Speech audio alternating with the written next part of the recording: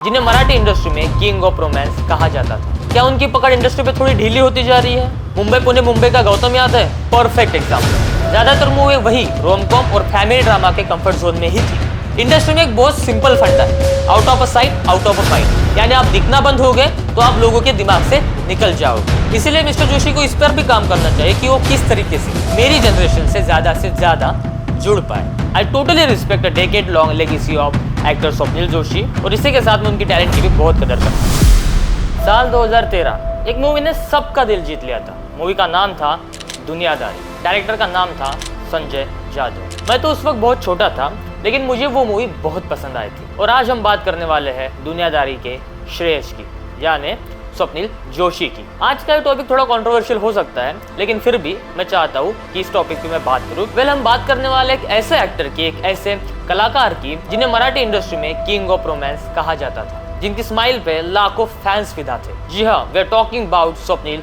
Joshi. Before starting this video I wanted to clear कि ये कोई हेट वीडियो नहीं है। I totally respect a decade long legacy of actor Swapnil Joshi और इसी के साथ में उनकी टैलेंट की भी बहुत कदर करता हूँ। भाई उन्होंने बहुत बेहतर काम किए, दुनियादारी से लेके मुंबई पुणे मुंबई तक एंड सो ऑन।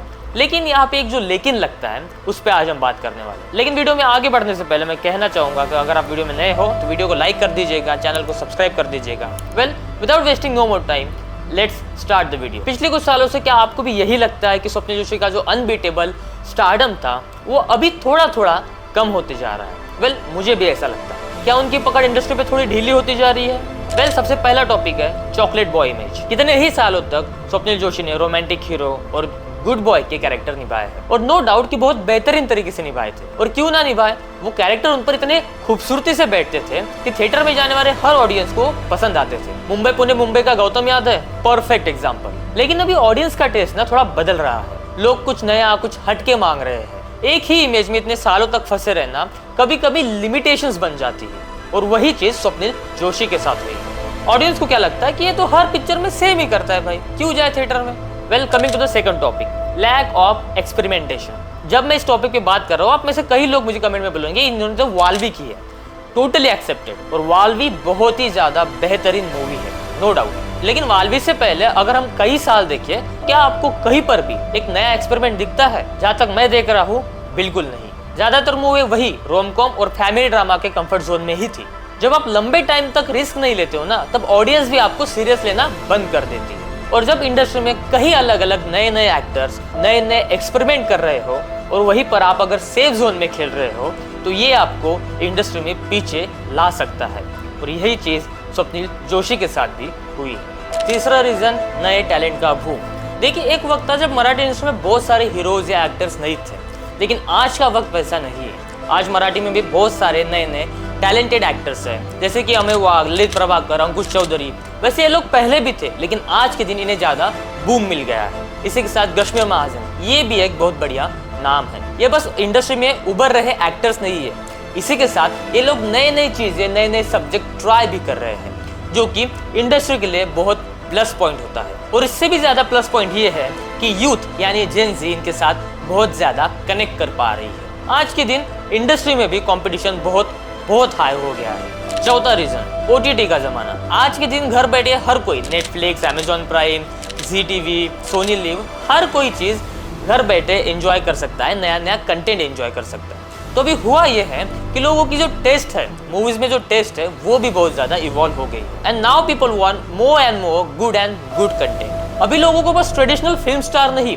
अच्छी और तगड़ी स्टोरी भी चाहिए। इसी के साथ उन्हें अच्छा एक्सपीरियंस भी चाहिए। वैसे स्वप्निल जोशी ने भी एक वेब सीरीज की थी जिसका नाम था Samantar, and no doubt that was the mind blowing web series. लेकिन यहाँ पर भी एक प्रॉब्लम है, क्योंकि OTT में हर दिन कोई ना कोई नया कंटेंट आते जाता है, तो आप बस एक वेब सीरीज बना के शांत नहीं बैठ सकते। आपको कंटिन्यू रहना पड़ेगा अगर आपको भी जेन ज़ी यानी यूथ के साथ कनेक्ट होना है तो।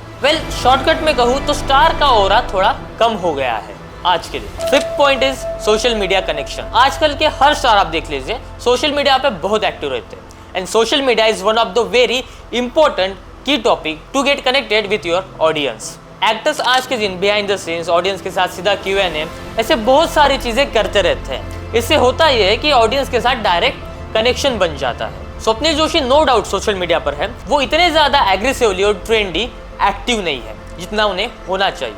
ये बहुत इंपॉर्टेंट टॉपिक है जिसके बारे में मैं कहना चाहूंगा कि ये चीज किसी भी स्टार के लाइफ में बहुत ज्यादा इम्पैक्ट डालती है। वो जो कांस्टेंट बज होता है ना, वो उनके अराउंड कहीं ना कहीं मिसिंग होता जा रहा है, या मैं कहूँ मिसिंग है। रीजन नंबर 6, प्रोडक्शन पर फोकस। वेल, हर एक्टर का एक फेज होता है जहां वो पीक पर होता है। जब वो फाइनेंशियली स्टेबल हो जाते हैं तो they totally think to produce a movie. वही चीज स्वप्निल जोशी के साथ भी हुई है। स्वप्निल जोशी आज के दिन एक सक्सेसफुल प्रोड्यूसर बन गए हैं। उन्होंने प्रोड्यूस की हुई फिल्म नाच के घुमा सुपर हिट हो चुकी है। वैसे मैं एक बात कहूँ तो ये उनके करियर के लिए बहुत अच्छा है, लेकिन ये चीज बहुत नॉर्मल है कि कोई भी एक्टर जब प्रोडक्शन में थोड़ा ज्यादा इन्वॉल्व हो जाता है तो उनका ऑन स्क्रीन अपीयरेंस थोड़ा कम हो जाता है, और यही चीज स्वप्निल जोशी के साथ भी हुई है। इसका सबसे बड़ा कारण ये है कि फोकस जो है वो डिवाइड हो जाता है। 7वां रीजन, फिल्मों के बीच बहुत लंबा गैप। एक समय था जब मिस्टर जोशी की मूवीज बैक टू बैक आती थी, और सबसे हैरान करने वाली बात यह थी कि सब मूवी चलती भी थी और लोगों को काफी पसंद भी आती थी। क्यों ना आए, क्योंकि उस समय उनका पीक चल रहा था। लेकिन आज के दिन अगर वाल्वी मूवी को छोड़ दे तो उनकी ब्लॉकबस्टर मूवी की लिस्ट बहुत कम है। इंडस्ट्री में एक बहुत सिंपल फंडा है, out of a sight out of a mind, यानी आप दिखना बंद हो गए तो आप लोगों के दिमाग से निकल जाओगे, और यही चीज मिस्टर जोशी के साथ भी हुई है। 8वां पॉइंट, नई स्टोरी टेलिंग से दूर रहना। मराठी सिनेमा अब बस कॉमेडी या फैमिली ड्रामा नहीं रहा, वो उससे कई गुना ज्यादा बढ़ चुका है, इवॉल्व हो चुका है।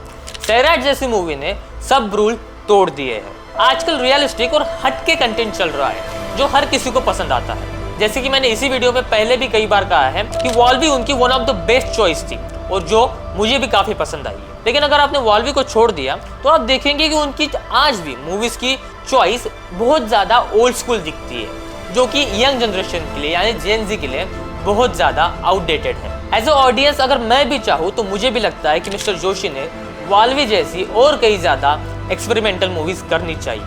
उनके अलग अलग किरदार हमें भी देखने में बड़ा मजा आएगा। रीजन नंबर 9, जेन ज़ी कंटेंट। हर इंडस्ट्री की तरह मराठी इंडस्ट्री में भी जेन ज़ी बहुत ज्यादा इंपॉर्टेंट है, क्योंकि वो यंग जनरेशन है। ये जो लोग हैं यानी जेन ज़ी जो है, यानी मेरी जनरेशन जो है, ये लोग रिलेटेबल कंटेंट से बहुत ज्यादा प्यार करते हैं। और जब आप मूवीज में रिलेटेबल कंटेंट लाओगे तो डेफिनेटली ये लोग टिकट निकाल कर थिएटर में जाकर आपकी मूवीज देखेंगे। लेकिन आज के दिन मराठी इंडस्ट्री में ये बहुत कम देखा जाता है। इसीलिए मिस्टर जोशी को इस पर भी काम करना चाहिए कि वो किस तरीके से मेरी जनरेशन से ज्यादा जुड़ पाए।